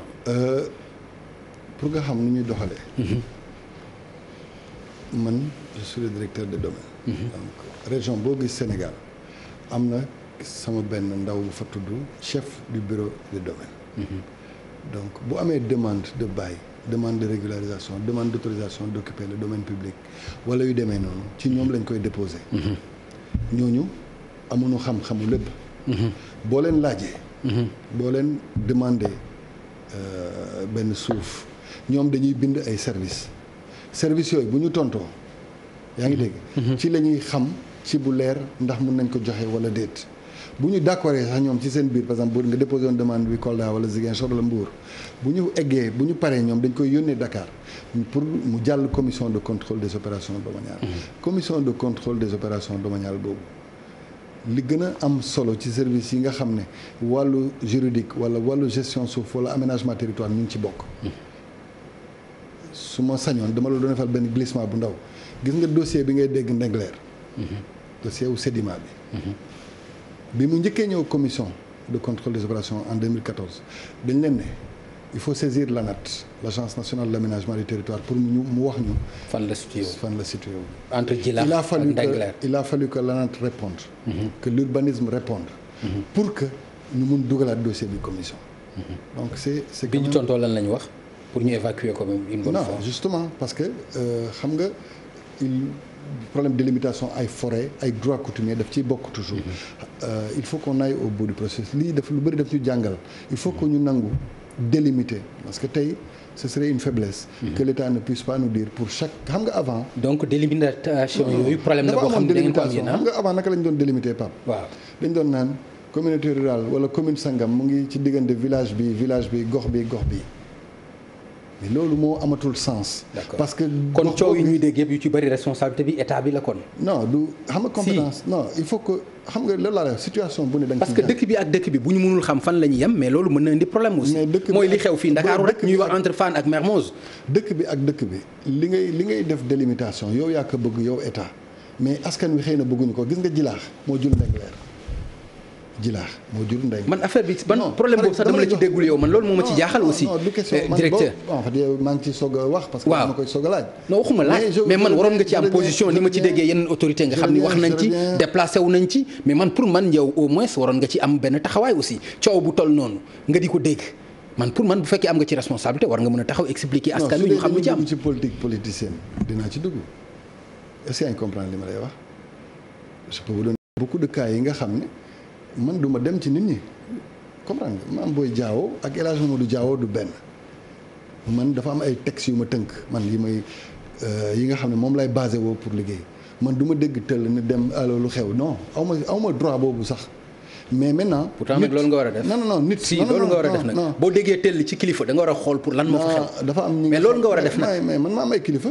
mais yow loolu nga war a def. non man maa am ay parce que kilifa yooyu loolu lañ la dénk yow. non man déedéet dénkuñu ma loolu xam nga lan lañ ma dénk yow boo xalaatee ni liñ la teg du yoon nga bind ma boo ma bindee dinaa la déglu parti yëpp ñun dañoo am suñu ay procédures yi nga xam ne bu la neexee laaj enquête administrative est-ce que yaa ngi dégg donc parfois aussi coow li day bëri fekk man li ma war mooy sart gi nga xam ne moom mooy jox sama ay compétences. D'accord. donc pour le littoral là bi ngay wax bon je me rappelle même pas littoral la corniche.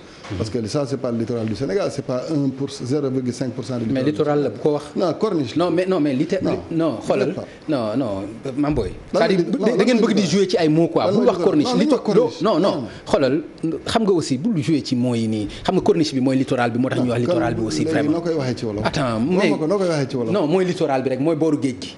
booru géej gi tefes gi. waaw tefes gi. waaw tefesu Sénégal dafa bëri. ok d'abord mais boobu tefesu Sénégal jamaa lay commencé dem ba Cabrousse loolu mooy tefesu Sénégal ba pare nag ci biir am lu ñuy woowee beneen tefes bu nga xam ne domaine public fluvial la foo dem ci réew mi nga ci xàmmee sax ay askan boo demee Guet Ndar ñëpp xam nañ moolu Guet Ndar yi du dëgg ci pël yi di nga gis lu ñuy woowee Cuballo du dëgg boo demee Casamance ay côté Cap Skirring di nga fa gis ay mool Yoof Ngor ku nekk nag am li ko yàlla séqaloo suufam ak géejam ñu fekk ko fi donc ça ne choque personne que nit dëkk Saly wala Ngor wala Kolda Ziguinchor plutôt ci géej gi ci tefes gi ça ne choque personne mais maintenant bu dee Dakar la ça choque des gens.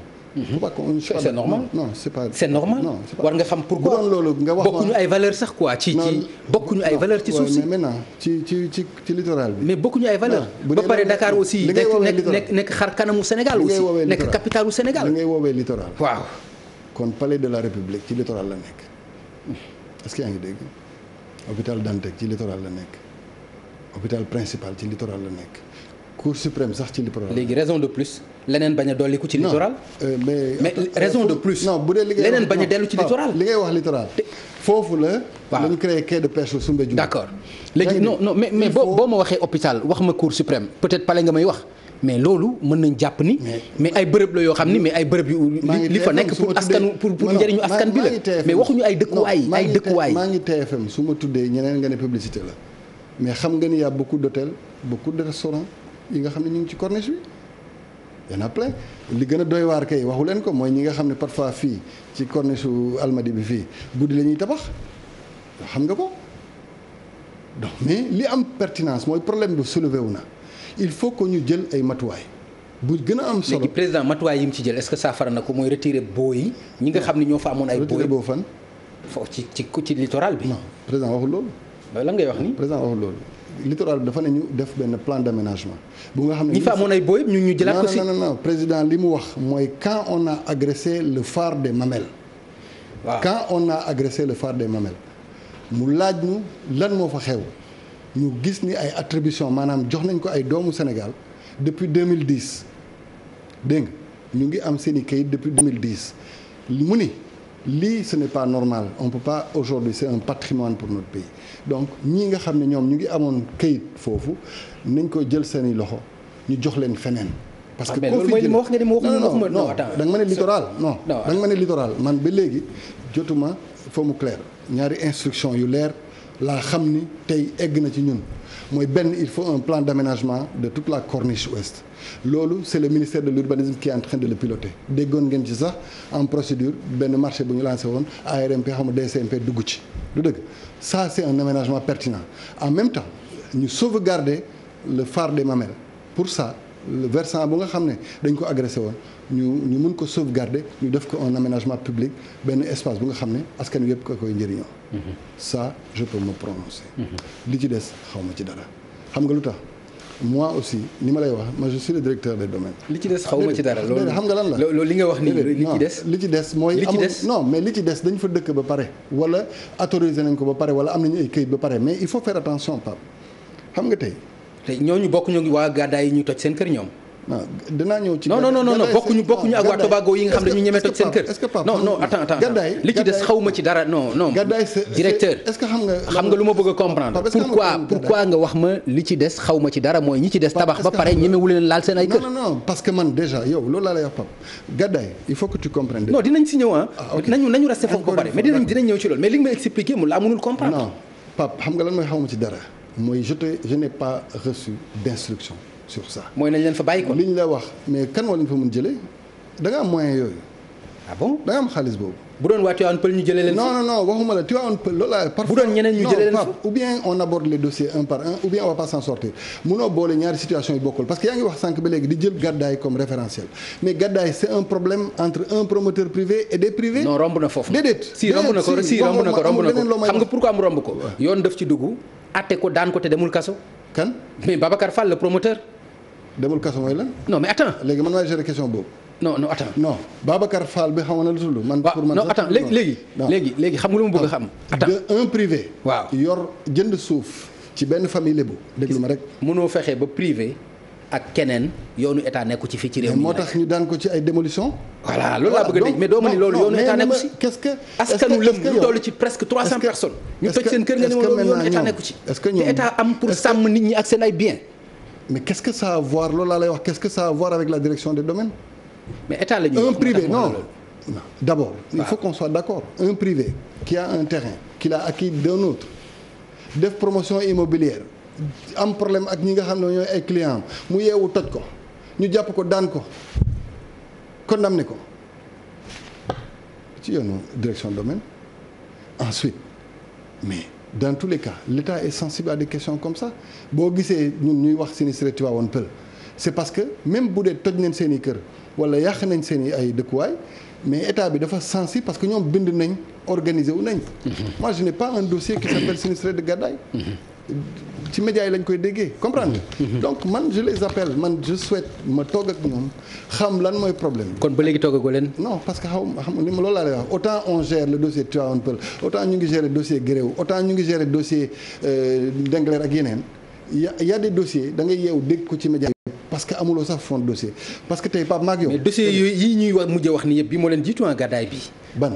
mais dossier bii nga ni yow waxaguloo ci moom presque ci dossier non mais loolu laa la wax c'est un problème entre un promoteur privé et des Sénégalais ñoom ñoo am seen i contrat waa ji il considère que am na droit toj na ko jàpp nañ ko parce que amul droit toj ko il faut même booy toj kër da ngay wut autorisation de démolir bu ko tojee dañ koy daan loolu moo am mais c'est dommage c'est une situation difficile donc aujourd'hui l'État a les moyens de régler les conflits fonciers mais nañu ñëw en tant que collectif ñu bind le directeur des domaines wala ñu bind le ministre des finances et du budget. d'accord léegi kon réponse bi ci littoral bi clair na. mooy mënoo ci dara encore une fois. li ma wax ci littoral xamoo ci dara. moi je mënoo ci dara gis nga. et puis ñi fa nekk kenn mënulu leen dara. je ne suis pas d'accord sur les mesures populistes. xam nga lan mooy mesure populiste. depuis Sénégal indépendant ba léegi malheureusement da nga may jéggal mais je suis obligé de citer Lagon mu ngi fii. d'accord pour man ak ñoom ñëpp ñu ngi occuper Corniche Est ñëw Corniche Ouest ñu créé ci Radisson teeru bi mu nekk ay projet d'envergure ak ay promotion immobilière yi ngay gis ñu def ko fi depuis Sénégal avant muy indépendant ba léegi tey nga yeewu ñi nga xam ne ñoo dëkkoon ci Corniche bi démb xëy na amatuñu vue boobu il y a des zones qui ne sont pas utilisables par les populations Pape xam nga question bu gën a yomb mooy est-ce que xam nga ni ñun direction des domaines am nañ droit joxe fi jàkkaarloog Université Dakar pourquoi duñ ko joxe kenn moomu ko état bee ko moom pourquoi joxe wuñ ko parce que des Sénégalais ont aménagé ils en ont fait un parcours sportif xel mayul nit. même loo bëgg suuf ñemewoo bind nit ñi nañu jox leen ma suuf si parce que xam nga ni ba yaa say c'est-à-dire kenn du ko mën utiliser donc il faut que chacun joue son rôle l'État doit aménager la corniche heureusement que le ministère de l'urbanisme jóg na ci maintenant et j'espère que le projet va aboutir en même temps il faut que les collectivités territoriales se battent pour que ñoom it ñuy am ay espace public malheureusement on est dans des cadres où parfois nit ñi xam nga lan la ñuy def bu ñu gisee pàkk bu libre indi fa commencé di fa jaayee brique wala di fa jaayee suuf ba mu nekk garage mécanisme bu nekk leneen et c'est ça qui est dommage parce qu'on crée pas le cadre d'aménagement Dakar a des moyens de vivre il y a beaucoup de zones yi nga xam ne tey bu ñu déguerpiroon li fa nekk ci activité irrégulière nit ñi mën nañu am ay jardin gis nga c'est ça qui est pertinent maintenant on ne peut pas empêcher les gens d'occuper le littoral sénégalais parce que dafa bokk ci seen cosaan bokk ci seen aada bokk ci seen koom damay bañ sama wax ñu interpréter ko neneen mais lébu buñ koy wax géej a tax du dëgg lébu buñ koy wax Cap-Vert presqu'île la ñoom ñoo fi nekk dafa bokk ci seen ADN ni ñu dëkkee ci géej gi c'est tout à fait normal parce que dafa méngoog seen i aada seen i cosaan ak seen i koom kenn mënu leen fa jëlee et pourtant c'est une occupation du littoral léegi li ñu nanguwul mooy li nga xam ne d'accord li nga xam ne on pense que ça peut être aménagé pour l'intérêt public ñu bàyyi ko di ko jox keneen président jóg na ci jël na ci ay matuwaay j'espère qu'on pourra aboutir à la fin du processus. D'accord mais littoral bi moom pexe amu ci kon. littoral bi li ma la wax ña fa nekk mënuñoo jëlaat seen ay. pexe bi kenn xalaatul toj la fa nekk. kenn du fa def leneen quoi. dañ leen di bàyyi ñu dëkk fa nekk fa. état lu mu am doole bu waree nangu titre foncier ci nit daf koy fay. te foofu le juge des expropriations du ñu may dara ñun état. du ñu may administration foncière du ñu may dara mooy le plus souvent si d'accord kon problème mu xaalis la par exemple lu ngeen fay ngeen amul mais Pape ci yi nga xam ne exproprié nañ leen ci Sénégal bi man li ma fekk man xam nga ñaata la am ci bor yi ñu war a fay doomu Sénégal 198 milliards ma am budget wu 4 milliards par mois par année pour fay ko waa léegi nga bëgg ñu chargé waat état bi pour des questions yi nga xam ne li fi des mën nañ ko aménager mu njëriñ ñëpp nañ jël les 9 ou 7 kilomètres yi nga xam ne c'est possible de les aménager ñu def ci benn aménagement mu njëriñ askan bi mais corniche bi sax ba léegi y a aucun effort d'aménagement kon collectif bi nga xam ne littoral bi moo leen tax a jóg ñoom nañu déchanter quoi ñoom nañu génn ci loolu quoi ñoom pour moi ils n'ont qu'à accompagner le ministère de l'urbanisme pour ñu mettre en place ce plan d'aménagement là pour moi ils doivent être contents de la victoire qu'ils ont eue sur le phare des Mamelles parce qu'ils ont dañoo conscientiser njiitu réew ci situation wu phare bi parce que man première fois bi may gis photo yi sa benn mbokk bi nekk TFM fii moo ma ko yónnee ni ma lii lan la ma jaaxle comprendre nga parce que doo ko foog mais bu ñu ñëwee ba gis ni ça ému tout le monde ñu ne nañ taxaw et pourtant rien ne peut être reproché à notre administration dans cette affaire là mais c'est bon qu'on s'arrête pour l'intérêt collectif dañ koy def il faut que ñu d'accord ko maintenant dama ne tey jii man gungeewuma d'accorduma ci benn mesure bu nga xam ne incidence bi au minimum c'est 100 milliards xam nga lan mooy 100 milliards parce que les hôtels qui sont déjà sur place boo doon jël seen fonds commercial ak seen i boo waroon leen toj nga ne da ngay jëlee lépp li nekk ci corniche bi parce que boo fay jëlee tamit da ngay jëlee ñëpp wala nga bañ a jël ñëpp soit da ngay aménager wala nga xam nooy def mais si su dee da nga d'accord pour def aménagement bi génnewuñ ci hôtel yi mais pourquoi donc pourquoi nga bëgg sepp ñi bàyyi ñee aménagement moom kenn xalaatul par exemple génne ci hôtel il faut dem ci àddina bi aménagement yi ci littoral bi ay hôtel la ku yor këram am ko titre foncier nga bëgg ko fa jëlee fu nga xam ne falaise la après kenn mënu faa sango nga bëgg nga jël partie bu nga xam ne c'est une partie saine elle est exploitable et elle peut mën na njëriñ askan bi nga utiliser ko mais il faut pas qu'on fuit le débat man li ma rafetlu mooy réactivité bi nga xam ne président jël na ko benn mu ne phare bi ça va être inviolable kon li fa amoon ci bàyyi nañ leen fa jëlee mais malgré ça il faut que ñu delloo leen seen i suuf te suuf c'est pas extensible léegi boo leen waroon jël boo leen joxul Dakar foo leen di jox buñ ko amul lu ñuy def nga fay leen xaalis léegi nga bëgg jël loolu multiplier ko par 50 ou 60 yi nga xam ne parfois c'est des projets nga bëggoon fi jëlee benn hôtel rek mënoon na coûter 50 milliards à l'État du Sénégal te nag li ngeen di fàtte ci li gën a am solo mooy crédibilité réew parce que tey ku dëkk Angleterre wala États-Unis wala Italie wala sax Côte d'Ivoire dina xool ban cadre juridique la ñu am xool ndax ñun dañuy respecter suñuy charte réew bu dee yow titre foncier amatul benn valeur mooy mun nga ko yor mais suba ñu jëlaat ko ci sa loxo fekk du nul mais crédibilité wu réew mi day tas amul benn njëriñ. waa Tobago xam naa ni loolu li nga wax nii rek jaaxal na leen. par exemple amuñu titre foncier aussi. mais amoon nañ ay kayit quand même. amoon nañ ay boo. ban kayit amuñu woon ay boo ñoom tam aussi. laaj leen. ok ñu dem ci Guéréo wax nga ko léegi 50 hectares yoo xam ni Décameroon lañ ko bëgg a jox mu jur fa coow loolu itam ñu ne président de la République moo ko bëgg a def loolu ci askan boo xam ni loolu la ñu am. est-ce que loolu itam yaakaar nga ni lu xel war a mën a nangu la est-ce que du indi coow bu fekkente ni lii continue na. xam nga lu tax ma xam Guéréo bi ma ñëwee def sama passation ñoom dañu am collectif ils sont organisés waxuma la askan wi parce que man gisuma population dama ko doon dégg ci actualité bi mais yàlla dafa def moo amoon ñeneen ñi nga xam ne ñoom it dañ fa amoon seen i kayit ñoom ñoo ñu imprégné de la situation man bi may ñëw fekk naa presque procédure bi jeex na mais puisque yàlla may nañu même bu dee décret d'immatriculation am na balaa ngay def yeneen actes yi publicité bi nga xam ne dañ ko war a def tribunal ba ngay créer titre bi ak yooyu balaa ñuy def loolu coow li egg na benn niveau mais li ñu def mooy ñu demander ce qu'on appelle une enquête administrative. Enquête administrative boobu depuis presque 9 mois maa ngi ko demandé ba léegi ñëwagul. Enquête administrative boobu. lu tax ñëwagul depuis 9 mois. non parce que il faut que c'est une enquête sérieuse xam nga tamit parfois léegi coow day dëkk tey fekk démb ak barki. maam booy. dama lay wax rek non dama lay expliquer. non xaaral ma expliquer la. coow day dëkk tey 9 mois benn enquête nga ni ba léegi ñëwagul. nga avoué loolu yow nit ñi di la dégg ci lu mel nii par exemple nga xam ni moom mën na indi coow fii ci Guéréo. enquête administrative lañ demandé au niveau du département de Mbour parce que ça concerne Mbour d'habitude ou c'est la gendarmerie ou la police qui font les enquêtes il faut que parce que parfois aussi xam nga promoteur privé yi léeg-léeg ñu ŋàññi leen ci médias yi oui jox nañ diw 200 hectares jox nañ diw 250 hectares mais toujours dafa am benn processus bu koy jiitu ñoom dinañ dem xool kan moom tool bi xool kan moom lii xool kan moom lii wax ak ñoom fay leen bu ñu amee loolu ba pare le plus souvent ñu ci la ñuy dem ci comité rural bi wala commune bi ñu defal leen délibération.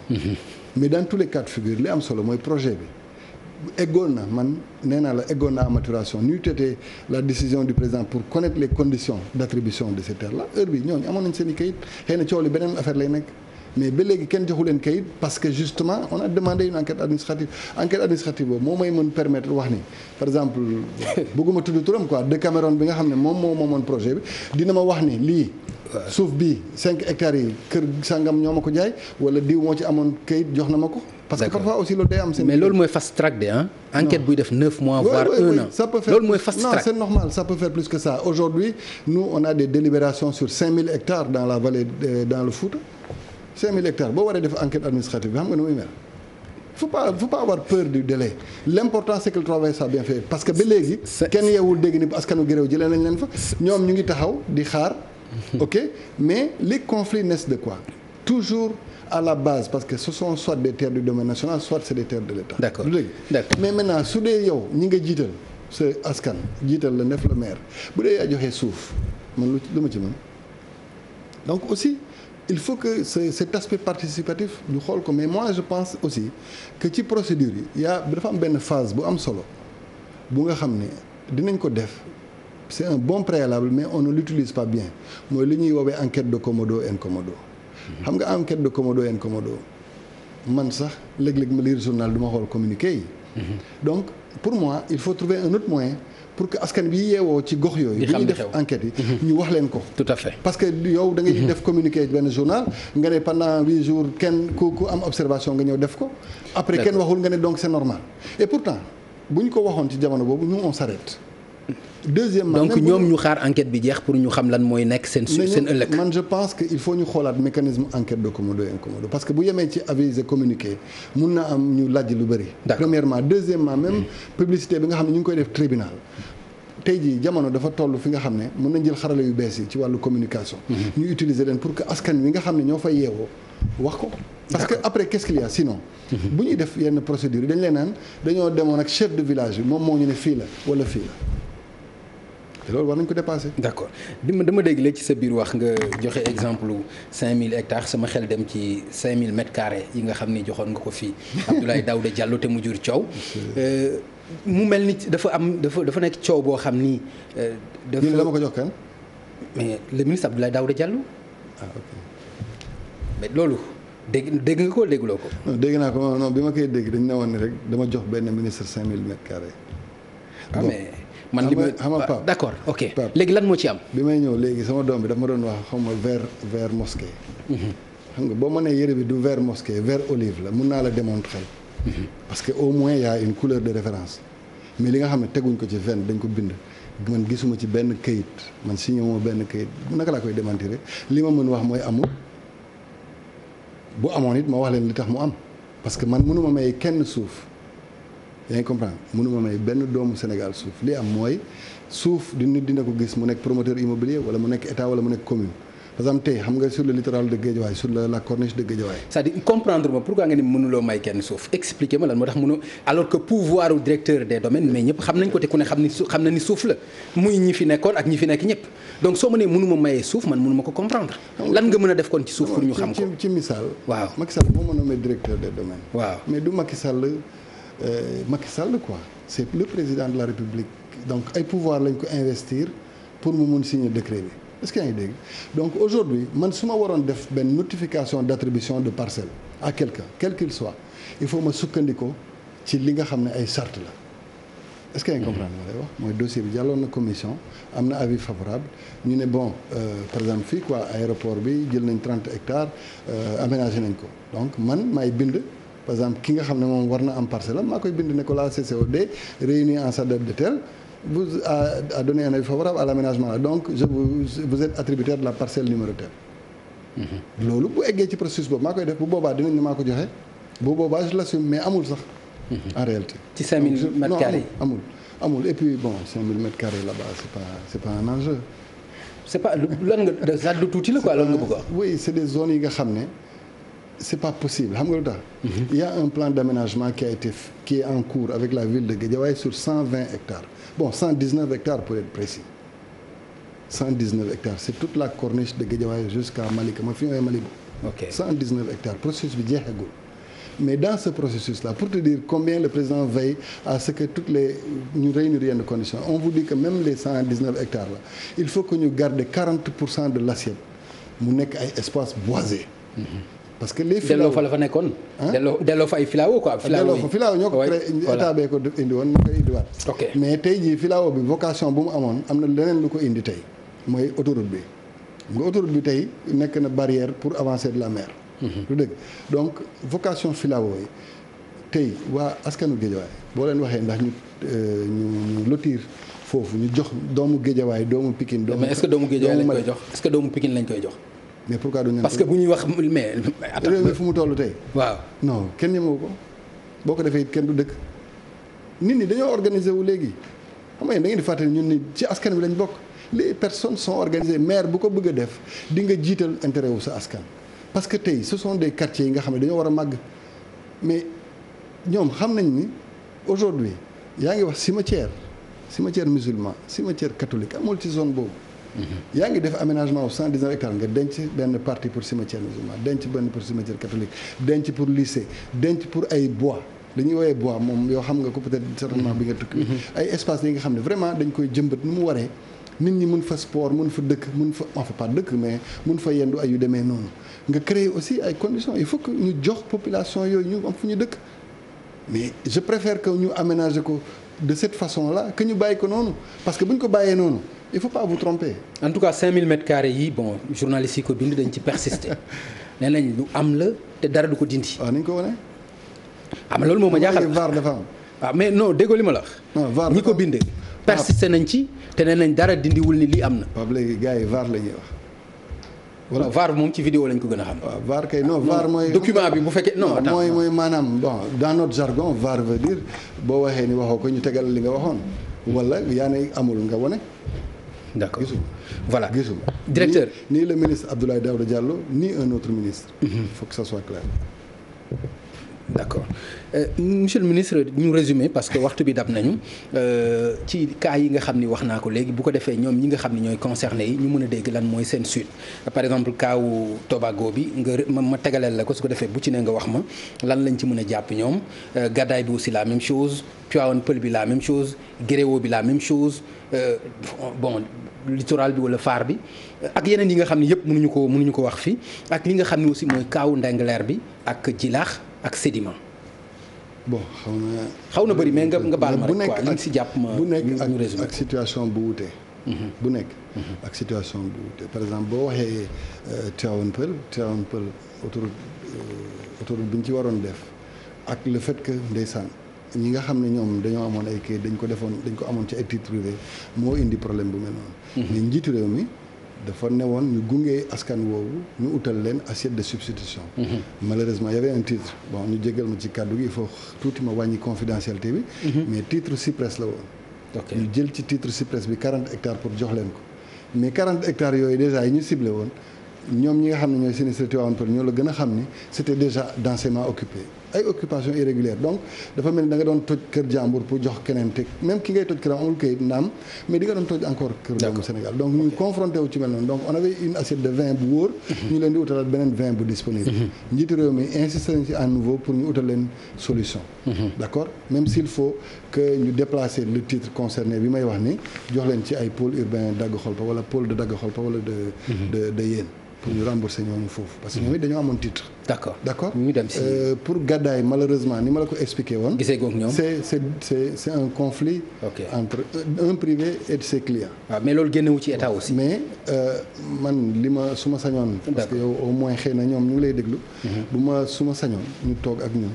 ñu wax ñu luy mbébét bi parce que tamit même bu dee dañ leen doon utal fu ñu dëkk. il faut ñu xam leen. d'accord il faut ma xam ni c'est 200 personnes wala c'est 500 personnes. d'accord te ce sont ces personnes là ñu xool naka la leen di état di gunge. ok d'accord bala ngay eggale ci yeneen yi kii benn yóbbante la boo xam ni fii la ci terre bi am na ci ñoo xam ni itam am na seen terrain yoo xam ni terre bi ñoo ko jëloon am na lu ci état bi digaale woon ak ñoom te boobaak léegi. waaw loolu si fan la toll li ko indi mooy bi ñuy ñoom ñu bëri sax dañoo ñëwoon ba signé seen i boobu. dégg nga malheureusement il s'est trouvé que ci diggante bi gouverneur changé woon na. donc tey gouverneur bu bees fi nga xam ne moom mënu ko signé parce que turu keneen kee ci nekk ñu delloo ñu ko ñu war leen a convoqué ñoom ñëpp koo ci gis mu war a ñëwaat signé waat bàyyi ak ñun ñu delloo ko ci gouverneur bi loolu rek mooy contrainte bi te loolu ñu ngi ko yëg weer bi passé. ok waaw loolu mooy suñu contrainte foofu mais loolu xam nga déjà dañ lay wax toujours ci projet yu mel noonu une juste et préalable indemnisation. d'accord mais ça gouverneur baa ngi ciy veillé mu ngi koy organiser très souvent ñu ngi ciy réunir ak suñu ay services. pour processus boobu gaaw. Gréo nee naa la dañ taxaw parce que suñ taxawul woon pression bi bëri na ci Gréo. mais réew aussi buy joxe ay suuf dina fekk askan wi bëgg ko. te li may ba léegi chance askanu waa Gréo c'est parce que justement dañoo taxaw di gëstu. sur les conditions d'attribution sinon joxe woon nañ ko bu yàgg. Ndingler ak Djilakh ak Sedima. Ndingler c'est encore plus complexe c'est-à-dire foofu ay attribution yu yàgg la processus bu yàgg bàyyi bi balaa nit ki sax di ko am def na 5 ans balaa mu koy am dossier dafa ñëw commission ñu ne ko duñ la jox avis favorable il faut que ANAT ak urbanisme prononcé wu. ANAT mooy agence nationale de l'aménagement du territoire suñu joxewul avis favorable kenn mënu woon jox Babacar Ngom bàyyi foofu. maintenant comme on dit tey suñu réew dafay cohabiteloo ay régimes yi nga xam ne parfois ce ne sont même pas des régimes codifiés parce que suufu maam dafa am ci Sénégal toolu maam su ma tool dafa am même bu dee du këyit dañ koy nangul nit suñ ko nangul loon nit heure bi ñi fa monsieur Ngom boobu wala waa Sedima mën nañu exploiter. mais boo gisee ñu taxaw c'est parce que justement même ce droit coutumier dañ ko jox benn valeur fii et ça c'est la pertinence de notre loi sur le domaine national. parce que très souvent coow li bëri na mais li ko indi mooy dañu am ay garanties yi nga xam ne dina protéger parfois askan bi. d'accord suñ ko amul woon xëy na musiba mooy am. xam nga loolu laa la doon wax tout le temps ci réforme foncière bi président di tax nanguwul à 100% les travaux de la commission de réforme foncière dafa ragal que ci at suufu Sénégal bi yëpp soit banques yi moom ko soit ñu jox ko ñeneen. xam nga lan mooy loolu boo joxoon suñu mbokk béykat yëpp ay titres fonciers ci seen i tool. ñu dem tayee la ko banque mënuñu fay. waaw banque da koy jël banque yi dañ koy jël. mu ngi jël en compte aspect boobu il faut que ñu cadastrer leen ñu am ay éléments d'identification mais ñu protéger leen pour mu bañ a dugg ci commerce juridique bi ni mu waree. d'accord aussi boo jëloon tamit suuf si nga ne da nga koy jox compétence intégralement communes yi bu boobaa it liggéey dégg Ndingler plutôt donc Djilakh ak Ndingler ngay dégg Guéréo nga doon dégg fu ne ci Sénégal donc il faut que le processus soit mûri te loolu mooy gën a dalal xelu askan wi. mais ñun ci li may wax encore une fois la situation de Gadaye vraiment Pape. man yow laay dénk mission parce que xam naa ñun ñuy seet. man kay mënuma ci jël benn mission bu ñu mënee. man kay mënuma ci jël lu passé li mënuma ko ci def. bu ñu mënee nañu bind administration bi wala ñëw seet administration. su ko defee ngeen gisee waaw ñu wax ak njiit yi. d'accord xam lan la ñu utal comme solution parce que cas yu mel noonu bëri na de. bu la kenn nax il y a beaucoup de cité Elisabeth Diouf amoon na fi et cetera problème yu bëri day am noonu. merci ñu utal leen ay cadre bi nga xam ne dañ koy mën dañ leen di mën absorber. jërëjëf Mame Boye Diao ma gërëm la bu fekkee am nga message booy def ma bàyyi la nga passé ko. waaw may continuer di ñaax doomu Sénégal yi. ci mbas mi. mbas mi jeexagul il faut que nit ñi dund il faut que ñu dem liggéey ñi war a jàngi. mais warul tax ba ku nekk sàgganee wér-gu-yaramam ndax boo ko sàgganee da ngay sàgganee sa waa kër déjà nga sàgganee réew mi sàgganee askan wi yëpp donc ku ne na mën respecter gestes barrières yi ba pare di xaar vraiment ñu teg benn plan de relance bu cohérent bu nga xam ne dina tax ñu suqali suñu ay activité réew waxuma koom rek mais activité réew mi yëpp ba xel yi gën a dal pour que même bu dee dinañ dëkku crise bi mais gàllankoor yi nga xam ne waroon na ko indi ci suñu ay famille wala ci ay gox wala ay ci réew mi yàlla mun def mu gën a yomb supporter te loolu mun na nekk ça demande une union des cœurs ça demande que vraiment ñëpp concentré wu ci l'essentiel ñu jéem a liggéey réew mi yàlla sàmm Sénégal. merci beaucoup maa ngi lay sant aussi. jërëjëf merci beaucoup kon mu nekkoon le directeur général des domaines. directeur des domaines. directeur des domaines Mame Boye Diao nekk responsable politique ci APR moom lañ doon recevoir mbokk yi tey ci seen émission Faram Facce moom tam ñu koy gërëm bu baax ci vraiment suñu digganteem ak télévision Futur Média waaye itam suñu diggante ndax itam ku ñu yombalal recevoir ko la ci émission yi ñuy def loolu moom yàgg na du tey loolu ñu ngi koy apprécier bu baax ci yow di la gërëm bu baax kon mbokk yi ñu leen di jox rendez-vous incha allah ci beneen numéro Faram Facce bu ci yàlla